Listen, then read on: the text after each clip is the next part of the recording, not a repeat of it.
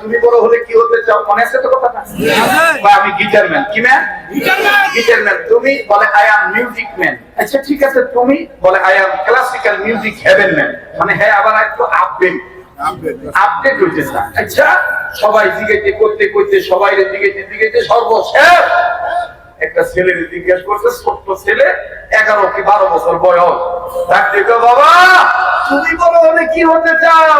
ছেলেটা তারা কাঁদো কাঁদো ভাব নিয়ে ওই ক্যালিফোর্নিয়াতে লস অ্যাঞ্জেলেস এলাকার পাশে সে স্কুলে দাঁড়িয়ে টিচার মহোদয়কে ডাক দিয়ে বলে, স্যার আমার ধর্ম ইসলাম, আমি বড় হলে সাহাবী হতে চাই। বললেন সুবহানাল্লাহ। হতে চায়, সাহাবী হতে চায়। এখন এই মানে এই শিক্ষক, স্টুডেন্ট, নারী পুরুষ সবাই মিলে, ছেলে মেয়ে সবাই বলা কওয়া শুরু করছে, হোয়াট ইজ দিস সাহাবী? বাট ওয়াই সাহাবী? সাহাবী কি? এটা কি গায়ে দেয় না খায় নাকি? এটা বুঝতেছে নাকি? কথা কয় না। এবার টিচার বলতেছে, hello student, please use the talking, clean talking. ও আমার ছাত্র, শোনো, দয়া করে তুমি তোমার বক্তব্য ক্লিয়ার করো। সাহাবী কাকে বলে? হোয়াট ইজ দিস সাহাবী? ছেলেটা ডাক দিয়ে কয়, এই যে যদি জানতে চান সাহাবী কি জিনিস, তাহলে এটা বুঝতে গেলে আমগো বাইতে আমার বাপের কাছে যাইতে। ওই যে রুটিওয়ালা কইছিল, হুজুর যদি আরো গোপন আমল জানতে চান তাহলে আমগো লগে আমার বাইতে যেতে। মনে আছে তো কথা? তো ডাক দিয়ে কইছিল, স্যার যদি সাহাবী জানতে চান তাইলে আমার আব্বার কাছে যাইতে হইব। করে না, তুমি বলো না সাহাবী কি জিনিস? কয় আমার ক্ষুদ্র জ্ঞানে আমি বুঝি সাহাবী তারা ইমানের সহিত যারা নবীকে দেখছে, নবীর সোহবত উঠাইছে, নবীর সোহবত গ্রহণ করছে, তারা জান্নাত প্রাপ্ত, তাদের জন্য জাহান্নাম হারাম, তারাই সাহাবী। এই কথা বলার পরে টিচার ডাক দিয়ে বলতেছে, আজকের জন্য ক্লাস অফ, চলো তোমার বাপের কাছে যাব, সাহাবী কি জিনিস আমার বুঝতে হবে। গেছে, বাড়িতে নিয়ে গেছে। মুসলমান ভাইরা আমার, ঘাবড়াবেন না, অল্প কয়েক মিনিটের মধ্যেই শর্ট করে কথা বলে দিয়ে বিদায় নিয়ে চলে যাচ্ছি বন্ধরে। আমার বন্ধুগণ, মুসলিম ছেলেটার সাথে খ্রিস্টান টিচার চলে গেল। বাড়িতে যাওয়ার পর দেখেন তো দেখি দিলটা নরম হয়নি। এক ফোঁটা চোখের পানি আপনি ফালাইতে পারেন কিনা? এই গভীর রজনীতে নবীর মহব্বতে আল্লাহর ভয়ে যদি দিলটা নরম হয়, এক ফোঁটা চোখের পানি যদি হাকিকতান পড়ে যায়, আল্লাহ পাক এই উসিলা আমাকে আপনাকে মাফ করে দিতে পারে।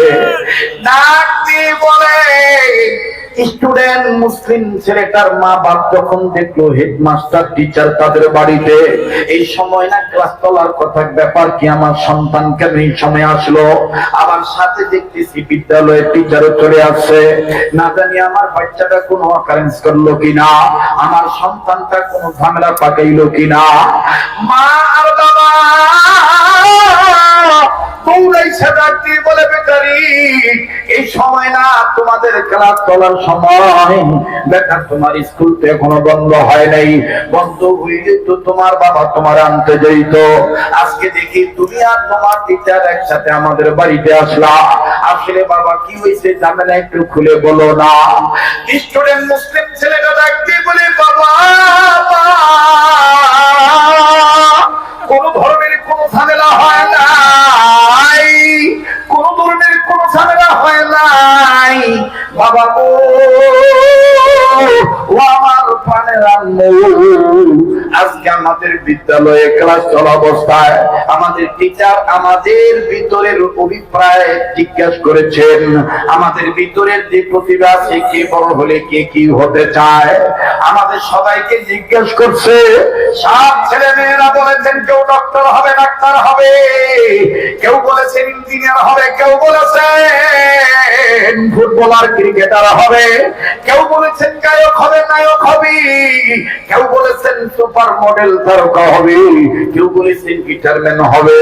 আব্বু গো, আম্মু গো, আমার টিচার যখন সর্বশেষ আমারে জিজ্ঞেস করছে আমি বড় হলে কি হব, আব্বু গো, আম্মু গো, আমি বড় হইলে সাহাবী হতে চাই, জানাই দিছি। আর মা বাবাকে বললেন, বেটা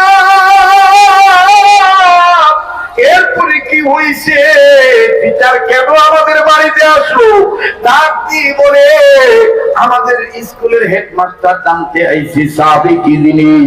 আমি বলেছি এটার জন্য, এটা যদি বিশদ ব্যাখ্যা জানতে চান তাই এই বিষয়ে আমার আব্বা বলতে পারবে, আমি বলতে পারবো না।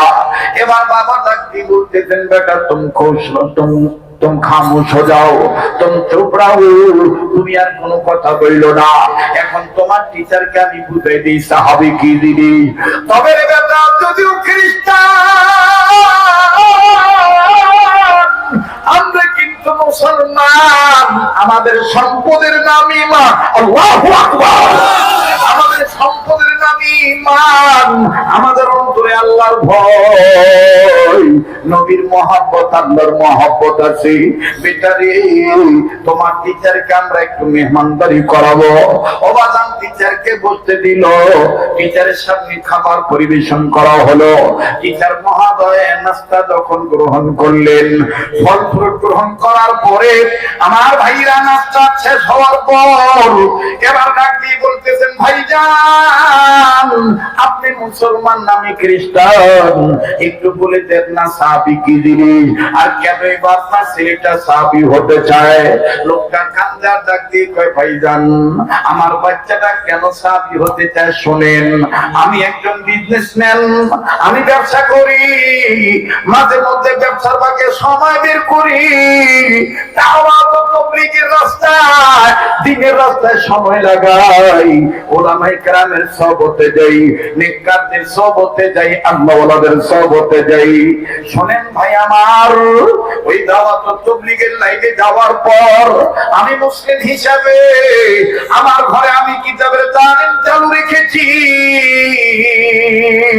সালাতুল ইশার নামাজ পড়ার পর আমার বিবি, আমার বাচ্চা, আমার ছেলে মেয়েদেরকে নিয়ে আমি একটা কিতাব থেকে তালিম করে তাদেরকে শোনাই।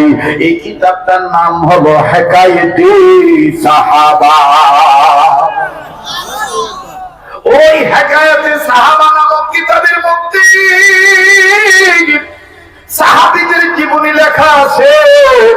আমার ছেলে সাহাবায়ে কেরামদের জীবনী শুনিয়া সাহাবী হওয়ার টেন্ডেন্সি জাগ্রত করেছে। দেখে দেখে বলতেছেন, ভাইরা মনে যদি কষ্ট না নেন, এই হেকায়েতে সাহাবা কিতাবটা আমার একটু শোনান তো দেখি, সাহাবীদের জীবনী আমাকে একটু শোনান তো দেখি।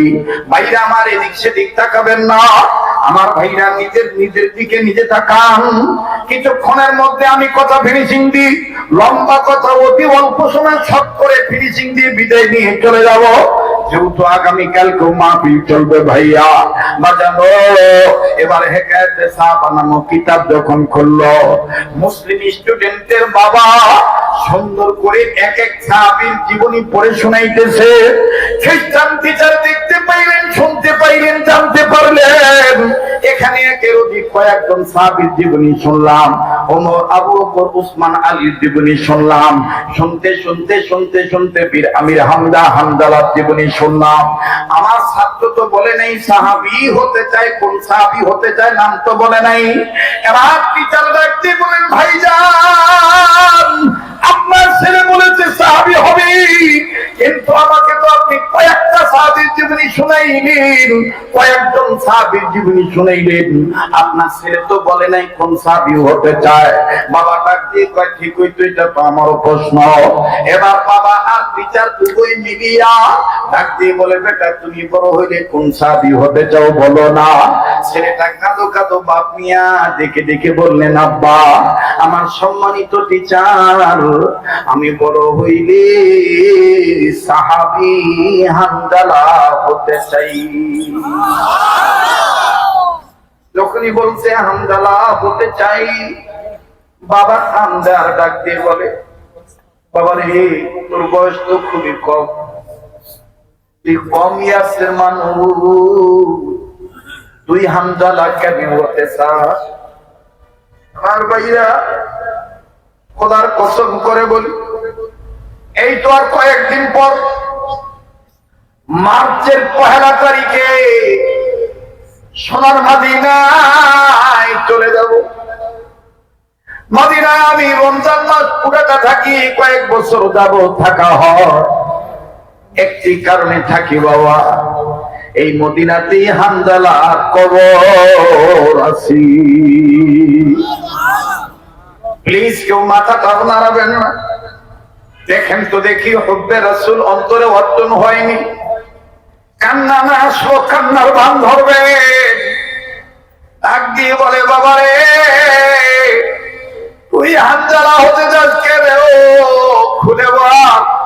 ছেলেটা ডাক দিয়ে কয়, বাবা, আমার নবীর প্রিয় সাহাবী হানজালা নাপাক ছিল। নবীর প্রেম নিয়ে, আল্লাহর ভয় মহব্বত অন্তরে নিয়ে নেককারদের পক্ষে জীবন দিয়ে শহীদ হয়ে গেছে। আমার আল্লাহ হানজালারে আস্তারের উপরে উঠাইয়া জান্নাতের পানি দিয়ে গোসল করে। ও বাবা, আপনি তো একদিন ফাজাইলে কোরআন থেকে আমাদের তালিম করে শুনাইছি। আল্লাহ তার নবীর ক্ষেত্রে বলেছেন, ফাইদা ফারাগতা ফানসাব ওয়া ইলা রাব্বিকা ফারগাব। নবীজি, আপনি দাওয়াতের কাজ করেন। এই দাওয়াতের কাজ করে ফারাগ হইয়া আমি রবের সান্নিধ্যে আসবেন। আমি আল্লাহ পাক আমার মহব্বত আপনার অন্তরে পুরোপুরি ভাবে দিয়ে দেব।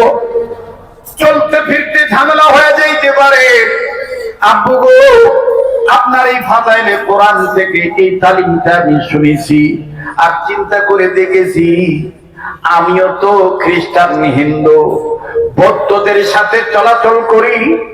না জানি নাপাক অবস্থায় মরিয়া যায়। আল্লাহ জানো আমার ইমানের কারণে হানজালার মতো জান্নাতের পানি দিয়া গোসল করে দেয়। এইবার খ্রিস্টান টিচারটা ডাক দিয়ে কয়, ভাই কেমন বাড়িটা পড়লো না? ওটাই বলতে চাচ্ছি। খ্রিস্টান টিচার ডাক দিয়ে কয়, মিয়া ভাই, হানজালার জীবনীটা একটু আমার ভালো করে শোনান। আমার ভাইরা, হানজালা তো কোন হানজালা? আল্লাহু আকবার। হযরতে হানজালা রাদিয়াল্লাহু তাআলা নবীর এমন একজন আশিক ছিলেন, ফরজ গোসল করার জন্য পানির কাছে গেছে। এই মুহূর্তে কে জানি বলে বেড়ায়, কুতিলা মুহাম্মাদুন, নবী মুহাম্মদ দুনিয়ায় নেই। আবার নবী মুহাম্মদ কাফের বেঈমানেরা মাইরা ফলাইছি। সাহাবী হানজালা মুখ থেকে পানি ফেলে দিল। নাপাক শরীর লয়ে বিবির কাছে আসলে আয়েশা দৌড়ে ডাক দিয়ে বলে, বিবি রে, তরবারি রে, আমি যুদ্ধের ময়দানে যাব। বিদায় দিয়ে যে বেঁচে থাকলে দেখা হবে দুনিয়ায়, আর না হয় দেখা হবে কিয়ামতের ময়দানে। বিবি ডাক দিয়ে কয়, স্বামী গো, আপনি তো নাপাক, আপনি কি ভুলে গেছেন আপনার উপরে গোসল ফরজ হয়ে গেছে? হানজালা তখন কান্দারে ডাক দিয়ে কয়, বিবি রে, তুই কি শোনস না আমার নবী দুনিয়ায়, আমার এতিম নবীর কাফের বেঈমানেরা মাইরা ফেলে। কার জন্য আমি গোসল করব? আমার নবী মুহাম্মদ নাকি তরবারি দে, আমি নবীর প্রেমে জীবন দিয়ে শহীদ হয়ে যাব। আমার ভাইরা, হযরতে হানজালা রাদিয়াল্লাহু তাআলা তরবারি চলে যুদ্ধের ময়দানে ঝাঁপিয়ে পড়লে কয়েকজন কাফেররে চিরতরে দুনিয়া থেকে বিদায় করে কতল করে জাহান্নামে পাঠিয়ে দিলেন চিরদিনের জন্য। এক পর্যায়ে কাফের বেঈমানদের আক্রমণ হানজালার উপর আসলো। হযরতে হানজালা শহীদ হয়ে গেলেন। নবীর প্রেমে জীবন দিয়া শহীদ হয়ে গেল। যুদ্ধ শেষ হয়ে গেল। আমার নবীজি ডাক দিয়ে বললেন, সাহাবীরা রে, ধর্মকে প্রতিষ্ঠিত করার জন্য আল্লাহ এবং আমার মহব্বত অন্তরে নিয়ে যারা জীবন দিয়ে শহীদ হইল, আমি নবী বলে দিলাম তাদেরকে বিনা গোসলে কবর দিয়ে দাও। এদেরকে গোসল দিতে হবে না। সব সাহাবীরা শহীদ সাহাবীদের লাশ খুঁজে খুঁজে বের করে যখন বিনা গোসলে কবর দিতে যায়, ঠিক ওই সময় বহুদূর থেকে আউলাকে সে পাগলিনী বেশে একজন মা, একজন মহিলা ডাক দিয়ে বলে, হুজুর সব সাহাবীদেরকে শহীদের বিনা গোসলে কবর দেন। আমার স্বামীর বিনা গোসলে কবর দিয়ে দেন। আমার স্বামী নাপাক।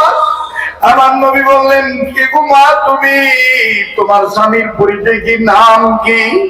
দিকে দিকে বলে, হুজুর আমার স্বামীর নাম আপনার প্রিয় সাহাবী হানজালা। আমার হানজালা। কেন নাপাক বলো না? ডাক দিয়ে বললেন, আপনার হানজালার উপর গোসল ফরজ ছিল, ফরজ গোসল করার জন্য পানির কাছে গেছে। কে জানি বলেছে আপনার নবী নাকি দুনিয়ায় নাই, আপনার প্রেমে পড়ে গোসলের কথা বাদ দিয়া জীবন দিয়া শহীদ হয়ে গেছে। তাই বলি আপনি তারে গোসল করে দাফন দিবেন, দাফন করবেন। আর নবী ডাকে বলেন, সাহাবীরা রে, ওই হানজালার লাশ খুঁজে খুঁজে বের করো, আমি নবী নিজেই তার গোসল করায় দেব। এবার সাহাবায়ে কেরামের জামাত হানজালার লাশ খুঁজে বের করলেন। কয়েকজন হানজালার লাশের কাছে বসে আছে, দাঁড়িয়ে আছে, কান্দে। আর দুইজন সাহাবী দৌড়াইয়া নবীর কাছে কান্দা, ডাক দিয়ে বলে, নবী গো, হানজালারে কে জানি গোসল করায় দিছি। হানজালার চুল ভিজা, দাড়ি ভিজা, শরীরের পশম ভিজা।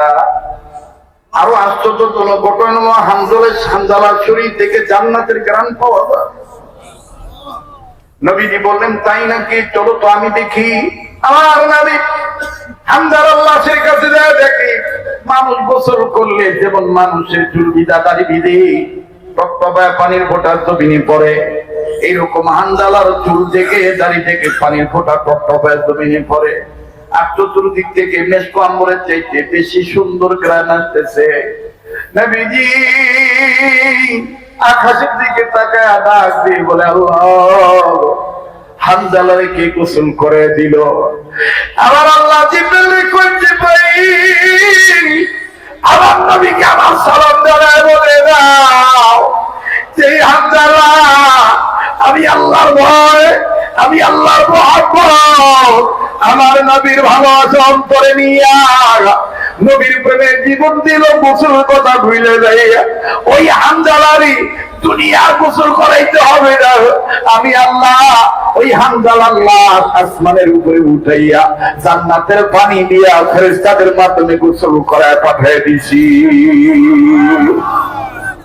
আমার নবী বললেন, আর তাকে গোসল করাইতে হবে না, আল্লাহ গোসল করে দিয়েছে। সুবহানাল্লাহ। এবার কয়েকজন সাহাবী কয়, হুজুর এই যে জান্নাতের ঘ্রাণ আসতেছে, মাটি দিয়ে দিলে কি ঘ্রাণ বন্ধ হইয়া যাইব নাকি? নবী আমার হানজালার হাতের লাশের উপর হাত রাইখা থাকতে, আল্লাহর কসম করে বলে দেই, কিয়ামত পর্যন্ত এই হানজালার কবর থেকে জান্নাতের ঘ্রাণ বের হবে। এবার আসেন এক মিনিটে বলে দেই বের হয় কি হয় না। আমার ভাইরা যারা উমরা করেন, হজ করেন, দুইফুর রহমান, হানজালার লাশ থেকে এখনো জান্নাতের ঘ্রাণ পাওয়া যায়। তবে সময়টা হল রাত্রি 12টার পর হইতে রাত্র 3টা, 3:30 পর্যন্ত সময়, ফজর আজানের আগ পর্যন্ত। আমার ভাইরা সাহারি টাইম শেষ হওয়ার আগ পর্যন্ত হযরতে হানজালার লাশ থেকে জান্নাতের ঘ্রাণ বাইর হয়। আল্লাহু আকবার। এই জন্য বলছি বাবা, এই পাগলকে অবহেলা করবেন না। এই তো আগামী কয়েকদিন পর চলে যাব, কথা দিয়ে গেলাম, ভুলবো না ইনশাআল্লাহ। আপনাদের পক্ষ থেকে রাসূলুল্লাহর রওজায় আমি নবীজি রওজা পাকে সালাম পৌঁছে দেব ইনশাআল্লাহ। আপনারা আমারে ভুলবেন না। ইফতারির আগে রোজাদারদের দোয়া ইফতার সামনে নিয়ে দোয়া করলে কবুল হয়ে যাবে। আপনারা আমারে ভুলবেন না। ওয়াকাত নিবাসী কথা দেন, আপনারা আমার জন্য দোয়া করবেন, আল্লাহ যেন আমাদের মাফ করিয়া দেয়। আমি আপনাদেরকে বলবো না, এই জন্য বলছি বাজান, যে হাত দিয়া বারবার কাবা ধরি, এই হাতটা আমি কিছুক্ষণের মধ্যে আপনাদের নিয়ে তুলবো। আমার দিন বলে আজকে তো আল্লাহ ফিরে দিবে না, দোয়া কবুল হয়ে যাবে। মুসলমান ভাইরা আমার, বন্ধুগণ, এবার আসেন ওই খ্রিস্টান টিচার যখন জানলেন হানজালার জীবনী, খ্রিস্টান টিচার তারা এই আঘাত দিয়ে কেঁদে কেঁদে বলে, ওগো আমার ছাত্রের গার্ডিয়ান অভিভাবক, আমি আপনার কাছে বলতেছি, আমিও তাইলে না আমি দেরি করব না, স্কুলে আর খ্রিস্টানে ফিরে যাব না, মুসলিম হইয়া ফিরত যেতে চাই। আমার এখানে আমার পরে মুসলমান বানায় দাও। খ্রিস্টান টিচার মুসলমান হয়ে গেলেন। আমার ভাইরা, সেই টিচারের নাম হলো মুসলিম নাম সুলাইমান। মাস্টার সুলাইমান সাহেবের বাড়ি ওই ক্যালিফোর্নিয়া এলাকায়। আমার বন্ধুগণ, আমার বাবাজিরা, যার বাড়িতে এসেছেন এই পৃথিবীর বিখ্যাত বিখ্যাত বুজুর্গরা, তারিক জামিল তকি উসমানী সহ বিশ্বের বহু বড় বড় বুজুর্গ আলেমরা তার বাড়িতে যায়।